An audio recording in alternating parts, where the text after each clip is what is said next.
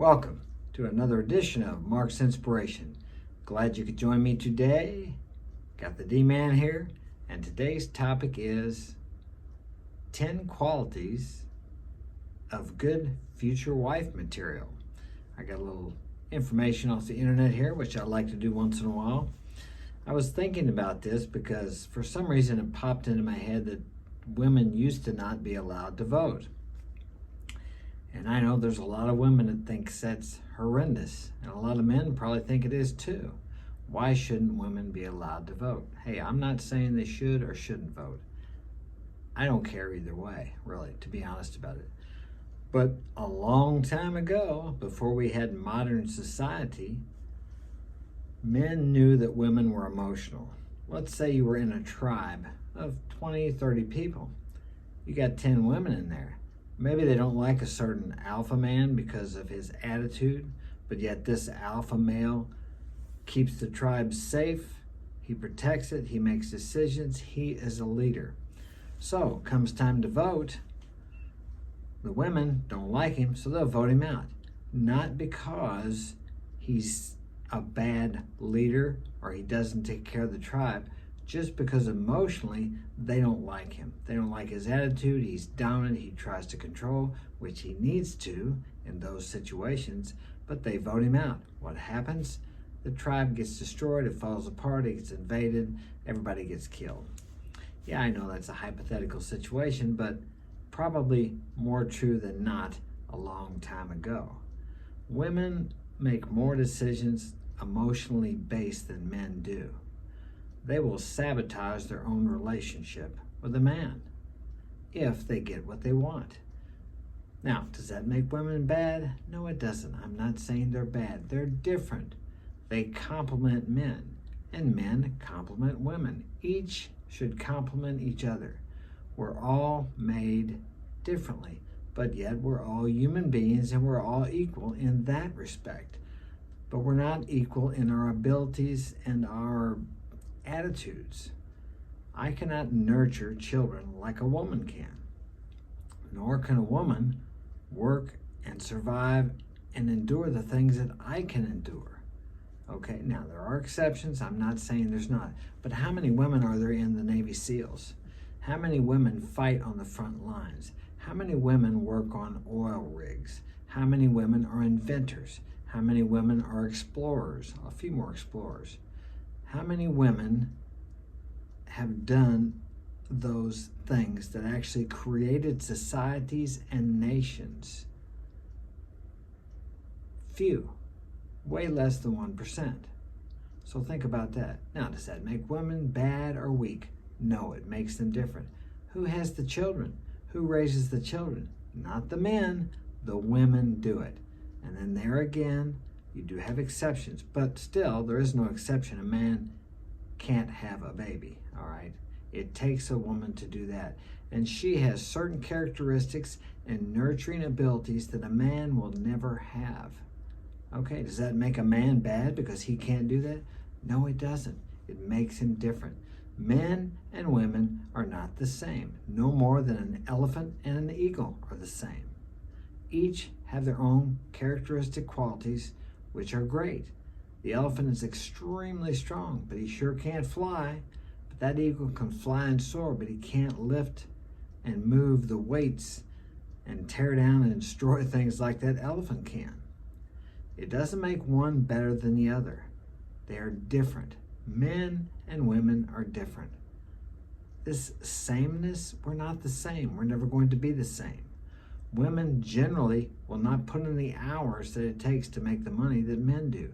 They are not as career driven. They are not as happy doing that. Many women chase that dream of being successful and being this entrepreneur, of being this or of being that, and some make it. But most find they are very unsatisfied and unfulfilled. Where they are more satisfied, which few of them know this, because few of them do it nowadays, because at least in our Western society, the USA, they are programmed to believe that they have to be successful. Now, success is the progressive realization of a worthy goal or ideal. That's a definition by Earl Nightingale. I like that, okay? Women find more satisfaction staying in the home and raising kids. But in today's society, that has been demeaned. It has been thought of as degrading, that there's something wrong with that. I watched a talk show probably 15, 20 years ago. It might have been Phil Donahue. I'm not sure who it was. But they had men on there, and of course the audience was mostly women. And the men were talking. One man said he wanted a traditional wife, a wife that would stay home, cook, clean, raise the kids. And the women just went crazy in the crowd. You want a slave, you misogynist, you macho. I mean, they were bad-mouthing this guy. Why? See, in our society today, that has been thought of as demeaning. Like I said yesterday, I'll get on my hands and knees and scrub my floor. That's how I clean it. I don't use a mop. And I've had many cleaning ladies, none of them want to get down on their hands and knees and clean. It's degrading. Why? I do it. Doesn't bother me. All this is within ourselves.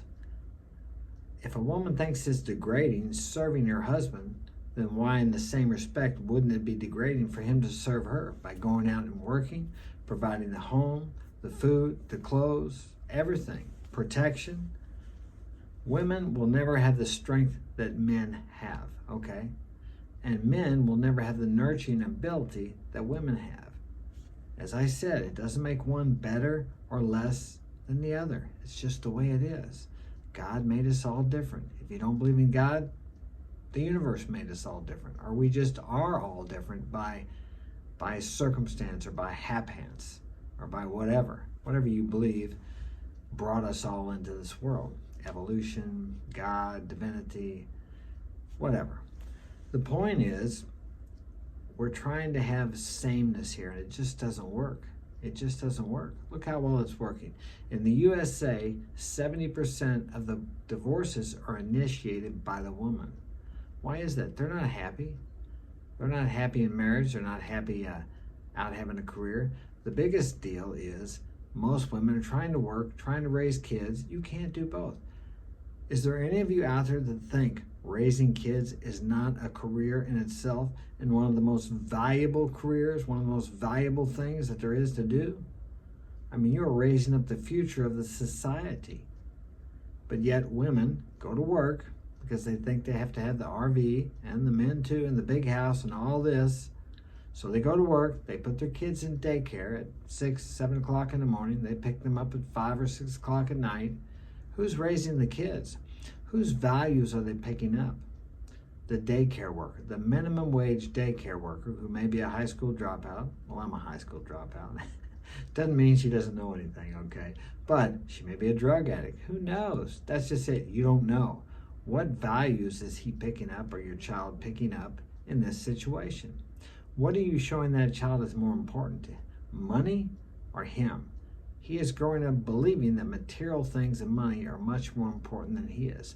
So thus you're showing him or her low value. So he grows up feeling he's not worthy, he's not valuable. And he projects that into his outer world, and you have a kid that grows up feeling like he's not worth anything. Thus, he gets an opportunity, he screws it up because he doesn't feel like he's worthy of it. Because his whole life, his mom and dad put him somewhere. Put him in a home, put him in a daycare. They thought money and cars were more valuable.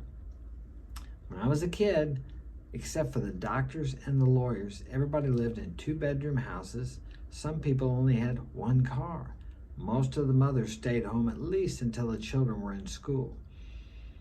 Okay? They valued the family. We didn't have the divorce rate. Women were happier. Yeah, there were some jerk men, there were some abusive men, but there still is today. Have we solved that problem? No. Will we ever? Probably not. Do I believe men should abuse women? Of course not. Do I believe women should abuse men? No. But it happens both sides. It happens on both sides. So I didn't read the characteristics. I got off on a rabbit trail. Let's see what we got here. Let me give you the qualities. Okay, here's 10 qualities of good future wife material. She shares your beliefs. She makes you a better man. And a good woman can make you a better man. A bad woman or A woman who doesn't make you a better man will drag you down, and she will be like an anchor around your neck. You could be the same to her. She's trustworthy. Indeed, you don't have to worry about her running around on you or having another man. You trust her. She has ambition, and her ambition is congruent with your ambition. She wants you to succeed because she knows by submitting to your authority, and that's a hard one women have there. Oh, submit to his authority like he's the king. Yes, he's the king of his house. And guess what? If you're a good wife, you benefit from that. Protection, provision, everything you desire. He wants to give you because you are valuable to him, because you made yourself valuable to him by serving him. And in respect, he serves you. That's the one thing I want to get across to women. Men serve you by taking care of you, protecting you, and providing for you. Who's going to get up at night? As I said, when the criminal breaks in the door. The police can't get here in 2 seconds, okay? Who's going to put their life on the line for you? The man. Now, maybe part of the problem in the U.S. today is men aren't being men anymore. They're afraid. They're programmed in school to depend upon the police. Okay, well, the police can't always be there. In school, my children are taught that if a bully starts hitting on them, to cover up. There you go. My kids don't cover up, they fight back. And they get kicked out of school. So that programs these children to believe that they have to depend upon the police. Now, I believe in the police.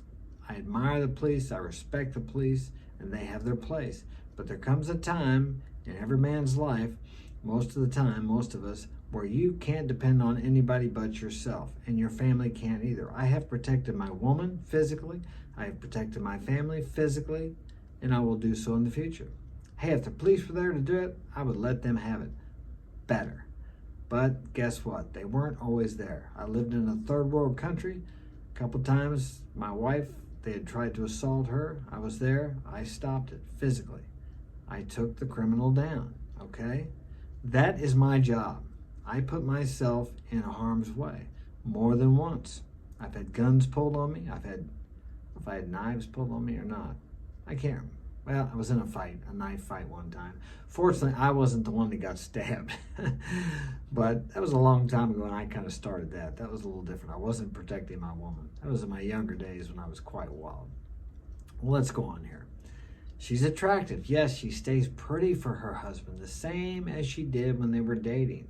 And thus, too, the man needs to remember the things he did when dating her are the same things he needs to continue to do when he's married to her, or when they're together as a monogamous couple, or however they choose to live.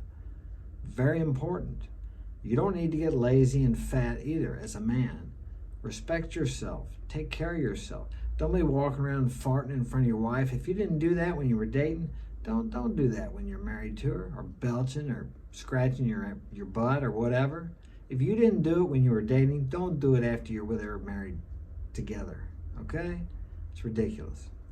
She loves you unconditionally, and thus she has your undying support and protection. Okay? Those are a few things you want to look for in a woman, and a few things as a man you need to take care of. Because if you want a good woman, you need to be a good man. You don't attract what you want so much as you attract what you are. Remember that. It's very important in all aspects of your life. Thanks for joining me. Leave a comment in the comment section. Have a great day.